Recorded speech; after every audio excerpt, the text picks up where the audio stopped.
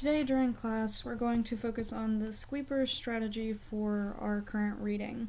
So squeepers, since this is our first time using this, that just basically stands for surveying the text. So at first we're going to preview the text. You're going to look for things like bolded font, larger letters, pictures, captions under the pictures, and you're just going to read through those and just think about what you're about to read.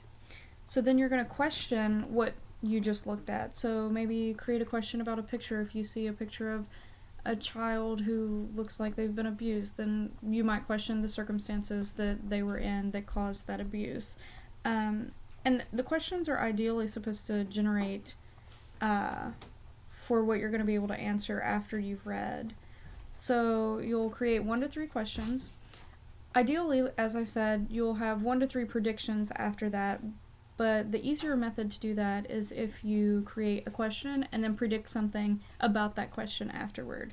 So you could say, if we go back to the current example, I think that the child was abused through neglect within their family, and so the parents had let someone else watch them, and that's how they were abused. So that would be a prediction that you have. So ideally, for however many questions you have, you'll also have that many predictions as well. So then at this point, you'll read the text. We can either read it together with a partner, or we can set out as a group and send people in different places so you can read it together. You can annotate during this time, but that also isn't necessary.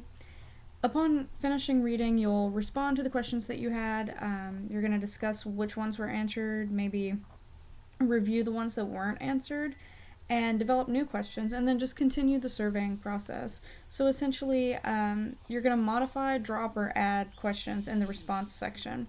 And then at the end, you're going to summarize, and I have a template that I'll pass out whenever we get to that point so that you can just fill in the information that will coincide with the summary. Does this make sense?